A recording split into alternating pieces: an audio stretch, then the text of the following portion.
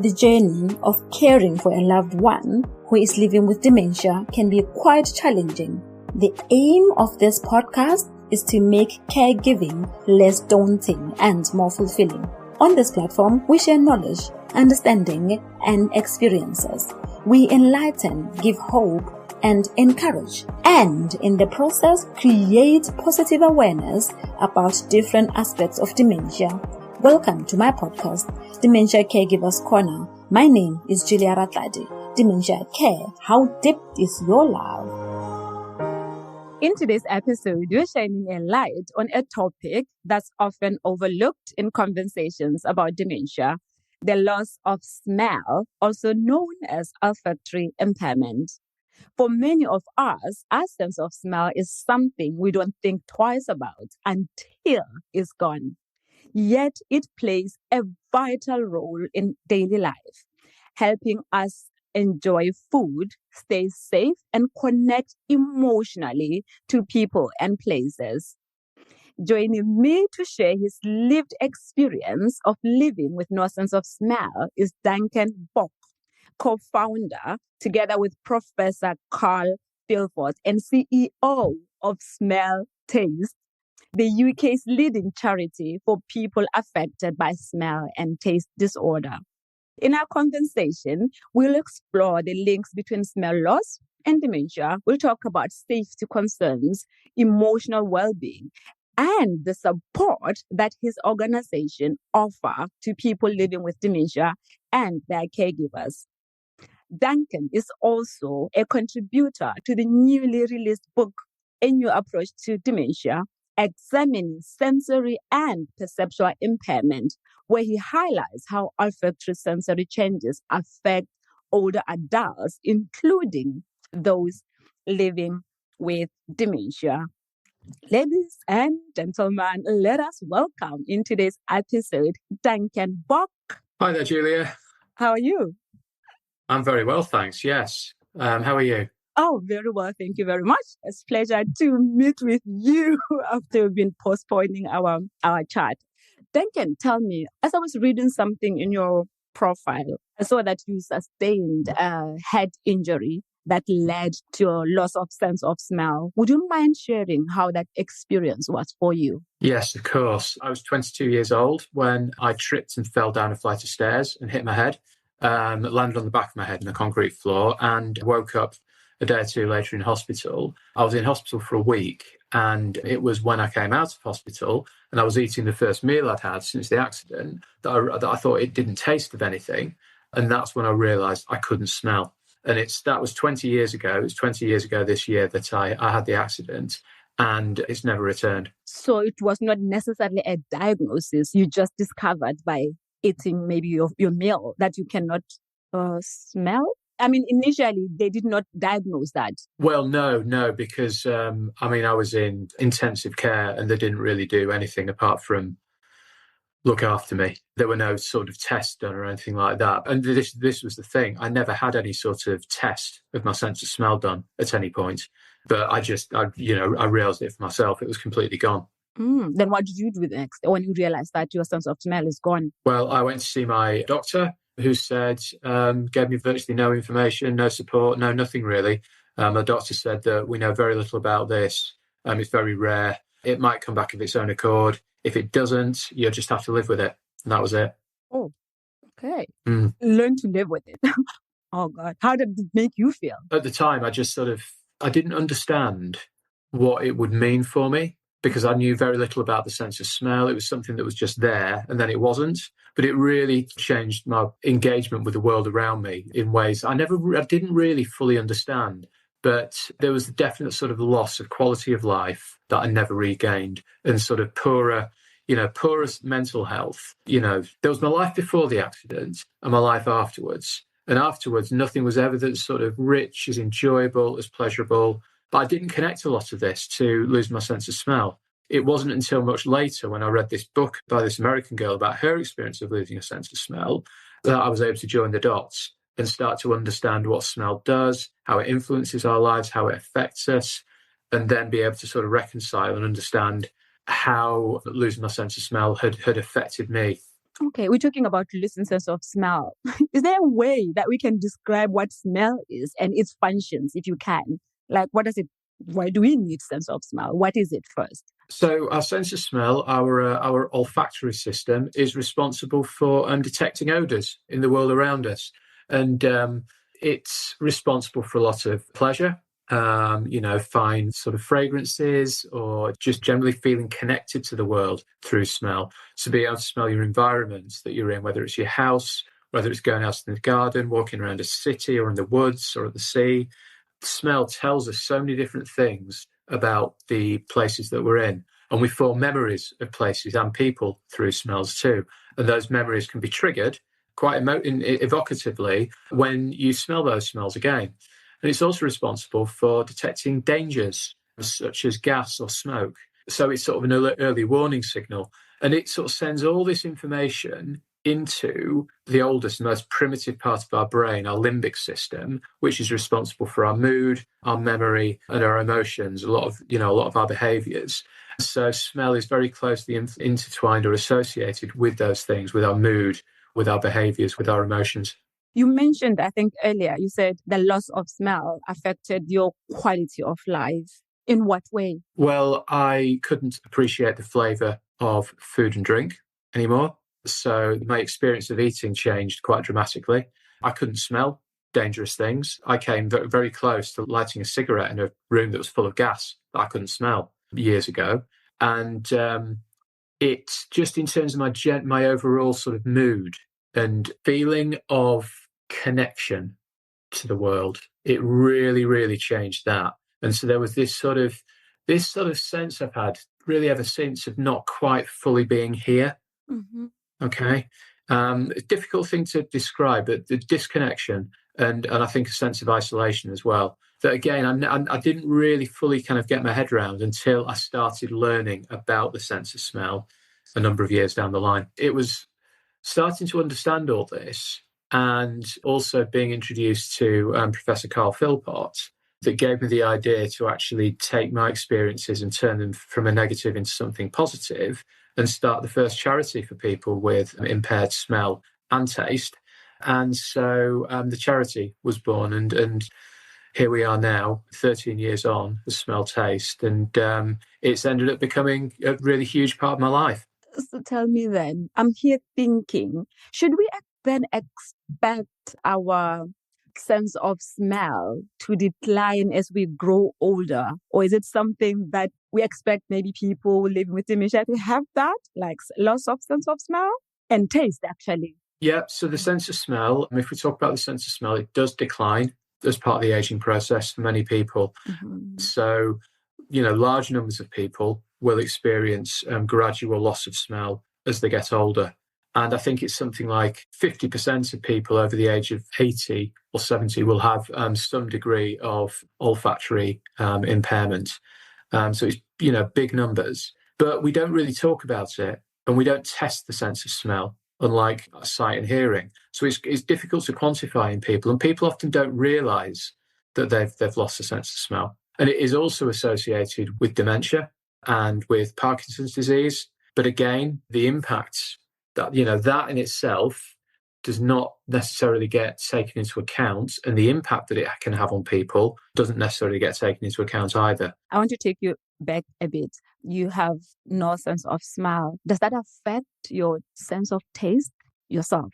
So my sense of taste I describe as being quite good. So my sense of taste being, in the scientific sense, Mm-hmm. what comes from the taste buds in the mouth. So sweet, sour, salty, bitter, umami. I've learned to really sort of pay attention to those, and I'm quite good at detecting quite small differences between them. But we often, we talk about tasting food and tasting wine and drinks and whatever else, when a lot of the time what we're really talking about is the flavour of food and drink. And much of the flavour of food and drink comes from the sense of smell via a process called retronasal olfaction, where the food that we're eating inside our mouths, the molecules of it travel through the back of the mouth up into the nasal cavity and are detected by the smell receptors. So we're smelling the food that's inside our mouths, as well as tasting it with the taste buds. So what you're saying that your sense of taste is not gone, it's still there. My sense of taste is still there, yes. Okay. Yeah, but my flavour perception is pretty negligible. Okay, let's go to the book that I was just showing you now, the one that I said you are one of the contributors in that book. I want to know, why did you agree to be part of the project? What is it that you wanted the world to know concerning sensory impairment, sensory imperfections? Well, we want people, professionals and caregivers and, the wider public to understand and appreciate the important role that our senses play in our quality of life, health and well-being, and to better understand the impact that sensory impairments have on people living with dementia. So that's what the book sets out to do, really sort of examine in detail the different roles that the senses play in people's lives. And myself and Prof. Philpott contributed to the chapters on smell and taste. Obviously, you have the Taste Sense charity. How do you merge the two? Or is there a correlation for you doing that project of the book with your charity? I want to understand, what is it that you wanted to share with the world when you became part of the project, apart from the Taste Smell charity that you run? Well, as I say, we want the world to understand how smell and taste impairment affects people and how it can affect people with dementia. Thank you. One of the people that I interviewed again in this podcast was Agnes Houston. I don't know whether you remember her. She's one of the contributors in the book. Yeah. Yeah, she was diagnosed with early onset Alzheimer's. So Agnes shared in the book, when I was reading, that she was convinced that people who came into her house would smell cat pee. She would smell dirty mops, So talk to us, Duncan, about olfactory hallucination. What is it? And is it experienced only by people with dementia? So olfactory hallucinations, that's smelling things that aren't actually there. So almost like phantom smells, you could call them. Not exclusive to people with dementia. They can be quite common for people who have lost their sense of smell following a viral infection, like cold, flu, or COVID. Yes. So yes, they are probably more prevalent than people think. Because she said she was sharing in the book that she would go into town center or into the shops and she would just ask the daughter, these people are not cleaning, the mops are dirty. But, it was not there. It was just hallucination. I'm sure you know this lady by the name of Wendy Michelle, the one who died, I think, last year. She was a dementia activist here in the UK. In one of her books, I think she talked about smell as well, that she would go around the house because she would smell burning fires. She would go around the house searching and wanting to know the source of where that was coming from. Yeah. So I want us to talk about the safety issues that people with olfactory dysfunction may experience and how we can help them. What are some of the safety issues that may be experienced? That's a big challenge for people because obviously if you can't smell the odour that's put into natural gas to give it a smell, because natural gas on it is actually odourless, and there's a substance put into it called methyl mercaptan, and to give it that sort of sulphurous, eggy smell. Of course, if you can't smell, then you can't detect it. So you've got nothing to tell you if gas is leaking. And at the moment, there's no low-cost battery-powered natural gas detector available to buy on the market in the UK. You can buy some online, but they're not readily available, unlike carbon monoxide and smoke detectors. Now, smoke's obviously another thing that you can't smell. So if there's a fire and you don't have any other way of detecting it, then there's obviously a danger issue there. But then there's also spoiled food. So if you can't smell food that's going off, so people can find that they throw food away needlessly and potentially make themselves sick and give them food poisoning by eating food that's gone off. And then, in terms of mitigating against that as well, as far as food is concerned, follow the dates, be very careful with it, seal open food in containers, write dates on it yourself if you need to. Or, if you've got someone else around who can smell, get them to smell it for you. For smoke, obviously, make sure you install smoke detectors. For natural gas, it is harder. If you look online, natural gas detectors can be found. So it is worth trying to get hold of one. But the other thing is, just being very careful to turn off cookers, hobs, things like that to avoid leaks. Yes. And that is if they remember that, because sometimes you know how living with dementia, how Yes, challenging it is. absolutely. Yes. Yeah, I think you mentioned on your website that you also work with people living with dementia and their caregivers. I want to know, what kind of support do you offer to these groups of people?